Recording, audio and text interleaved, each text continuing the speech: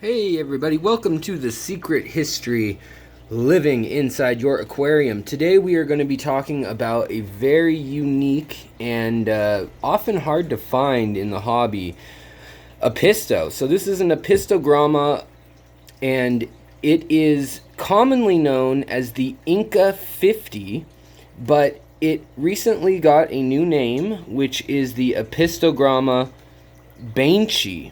And this is a beautiful Apisto. Now, you can see the notes of gold and yellow in these sub-adults. I wouldn't call them juvenile. They're approaching 1.5 inches or so now. Here we have the female, and you can tell that by the ventral fins on her are black, and they're kind of tucked up underneath her belly at the moment, but you can see they've got little yellow tips, orange tips on them, and you got a glimpse of them right there. But you'll be able to see that in just a moment. And right now, what they're doing is they're hunting shrimp. And so this is the female, and she still has a crest, very similar to like a cockatoides Apistogramma. And here is the male. You see no fins underneath that are black, but he's got a very bold mask, that black mask over his face. So these Apistos are a little different in several ways. One is that they stay much smaller. So these Apistos, they stay under 2 inches. And some are, well, some I suppose get up to 2.5, but most stay around 1.75 inches or 2 inches, under 6 centimeters pretty much. And they're found in Peru, hence the Inca part of the name, and where the Incan Empire was, spelled a little differently, spelled with a K though. And they were discovered in 2004. You can see they're looking for shrimp to eat right here, and I've got a lot of these Malawa shrimp in here for them. And these are right at the age where they're going to start to color up really, really nicely, and they're going to start to pair off. So hopefully these two pair off. They're not always, but they often are monogamous life partners when they pair off. So if they do find each other and it's suitable, they should pair off for a good long while, pretty much until one passes away, or I suppose if you move them into another tank and they had a new selection, they could choose from that. But they're an interesting fish in that a lot of these little dwarf cichlids will actually lose their health and vigor and color and everything, and even sometimes pass away when they lose their partner, their mate. So the other interesting thing about this newly discovered Apisto is that it is found in a little bit cooler water compared to some Apistos. You can keep it anywhere from about 72 up to 78 or so. Ideally, you're still going to want that kind of nice mid-range, but it's found closer to the Peruvian side of the Amazonian jungle, which would indicate, higher up in elevation and up into the mountains as a general rule. Now, these fish are kind of ambush predators. They're little, they hide and they wait, but they also kind of forage, and they eat bugs, shrimp, copepods, whatever they can get in their mouth, basically. But they also eat any sort of just detritus that's food or leaf matter left over. So they are omnivorous, even though they prefer that protein and that moving life. So you can feed them anything from bloodworms, baby brine shrimp, black worms, if you're trying to bulk them up and feed them that kind of food, live food, get them in the mood to spawn. But they'll also accept flake and other food. Now, for the last, 10 years or so, it had been rumored that they were a difficult fish to keep. And it turns out that they're really not that difficult. Now, they do like a pH that's fairly neutral. Slightly acidic to neutral is kind of where they like it, just like most Apistos. And they do enjoy tannins in the water in the form of leaves and wood and things like that. And you definitely want to give them space to pair off. However, if you're going to do a set of a pair of these, you can do that, or you can kind of do a little colony. If you're going to do a colony, it's recommended at least 5 fish, if not ideally more like 7. And for a colony of these guys, you could easily do that in a 20 long. Like I said, they stay at this smaller size. You can see here to my hand, these guys are still have some growing to do. But beyond all that, they go through 3 different transitions of how they look when they're growing up. And when they're first born as little fry, they have kind of a little stripe pattern going the other way. And then they have a pattern of the stripes up and down on their body, the way that you see on her, for instance. And you can see her fins there really well, those ventral fins. That is how we know that she is a female, and that holds true with a lot of Apistogramma species. If you see that fin, those 2 fins underneath with color, it's a good indicator. There's also some dorsal fin rays that are sometimes more pronounced on the males, and also in other Apistos, you'll sometimes find that the black spots on their side and black bars on their side will have other colors within that.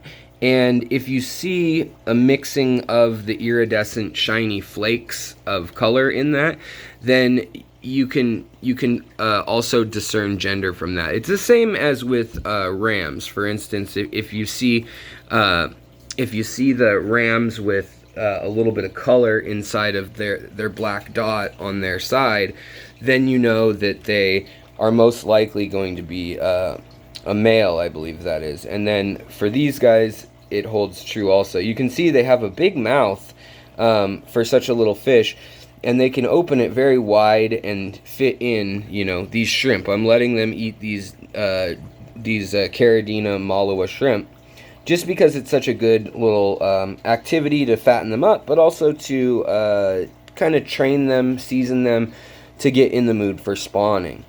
Now, they're pretty peaceful towards other fish for the most part. They kind of mind their own, and they hang out in kind of the bottom water here. They do have a little hut in case they want to use that, but they're still a bit small for that. They would probably prefer something with an even smaller mouth that they can barely fit in. So you could always bury one of these little huts or a coconut hut type thing, and then drill another hole in it carefully.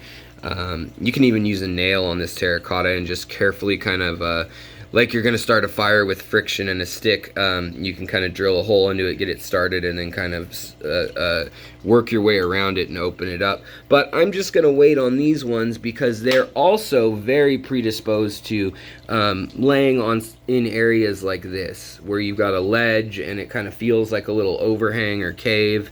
Same with like right under here. And with these areas in this tank already being full of shrimp, it really won't surprise me if they kind of commandeer one of those sections and go for it. But as you see, they don't necessarily like swimming in the open water a ton. They will cross it, but they like to kind of hug the areas in which they can hide and which they can ambush.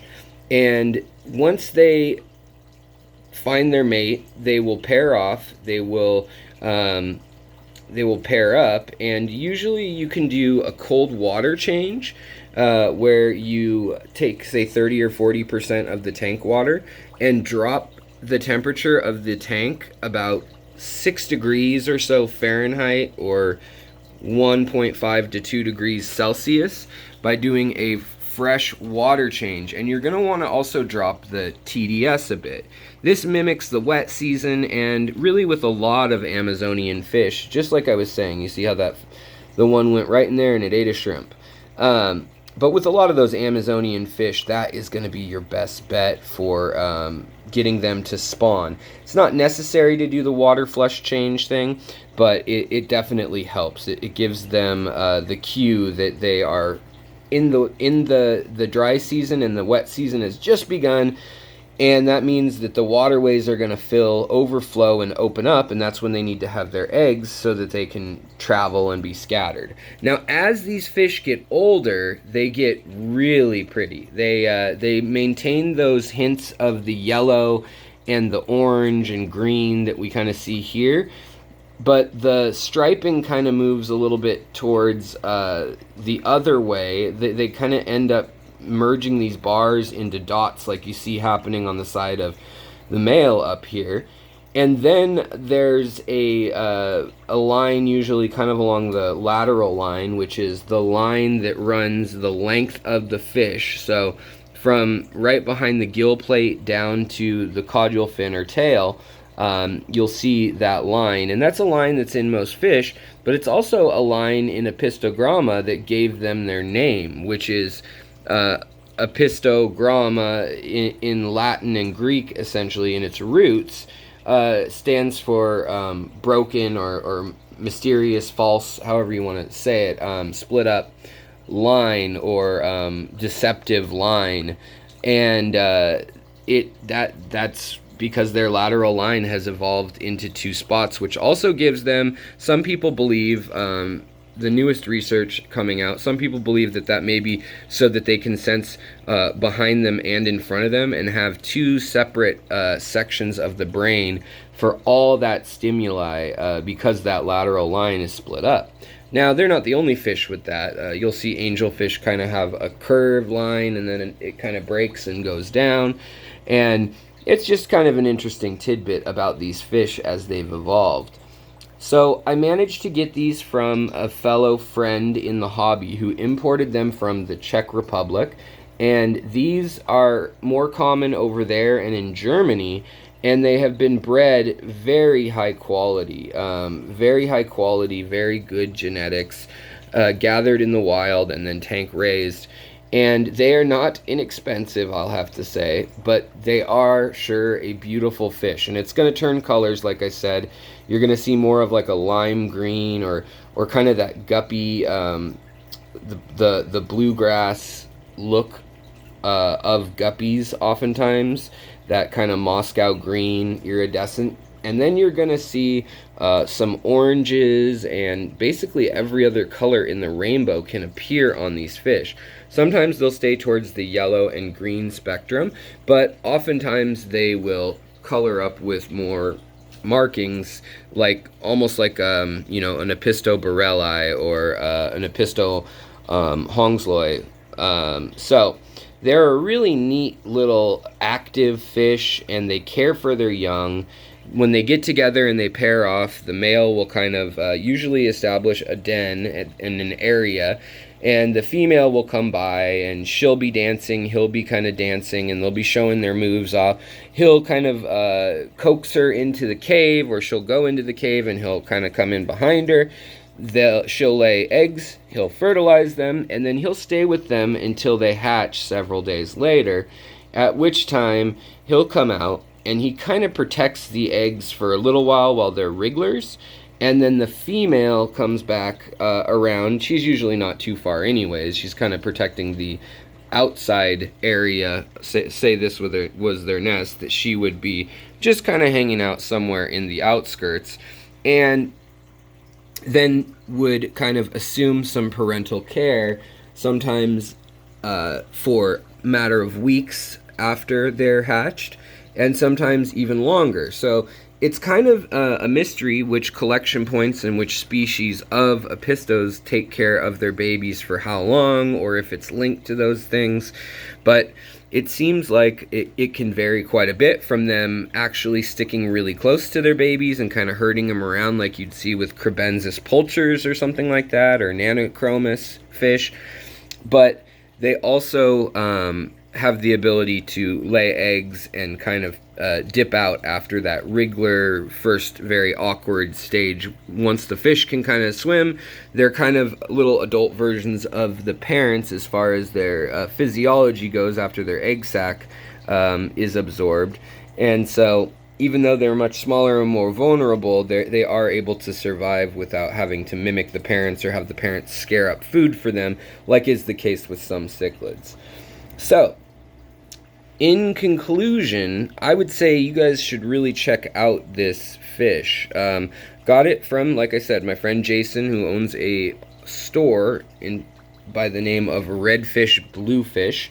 He also has a YouTube channel, and you can check him out at redfishbluefish.shop if you want to check out what he has in stock. He also hooked me up with veil fin neon tetras, and he's got all sorts of apistos right now, all imported from Europe, and they're really a high caliber that you just don't see in the US very often, and when you do, it's at a premium above even what he's offering them for. So this is a fish that a lot of European breeders have been working with since it was brought into captivity in 2004, and really since 2015 is when it's really kicked off, and we've started to see more and more of them after that myth of them being so sensitive and also so violent kind of eased up. Yeah, they're kind of violent towards shrimp and baby brine, and they strike pretty powerfully for such a small fish. But as you can see, there's lots of guppy fry in here, and or endler fry, I should say, in here, as well as some rice fish and a few smaller tetra species. And for that matter, adult shrimp. They're really just going after the baby shrimp. So it's always good to give them live food, and it's always good to give them space for a little territory. They really like digging also, so if you have something like this and you allow sand or silt or little small gravel that they can fit in their mouth, that works just fine. It's kind of all the same, it's just a matter of preference, and then they can fill up or do whatever they want with the little cave, and a lot of times they'll kind of excavate it together. It's kind of a bonding experience. And if you can't get them to pair off, another little trick that I've found is helpful with apistos and cribs is to just rearrange their tank, pull them out, rearrange it while they're not looking, and I'm serious, take them out of the room so they don't watch that you're just redoing the tank, and then put them in there with a good water change and some live food, and usually they will pair off again very swiftly, and then they'll be able to go back to spawning. So that is the rundown on these. If you like this kind of content, please hit that thumbs up. If you want more of it in the future, you can hit the little bell icon and let them know that you want all the alerts of when I have new videos, new species profiles, when we're doing giveaways, when I'm working with my buddy Jason at this store to give away some of the fish that he has there. That sort of thing is all on the bell. So alright guys, I will talk to you later. Take care of your critters, the people around you, and yourself, because if you don't take care of yourself, you can't do the other things. And I think if half of us do half of that, the world will be twice as good of a place. So I'll leave you there. Have a great night. Bye.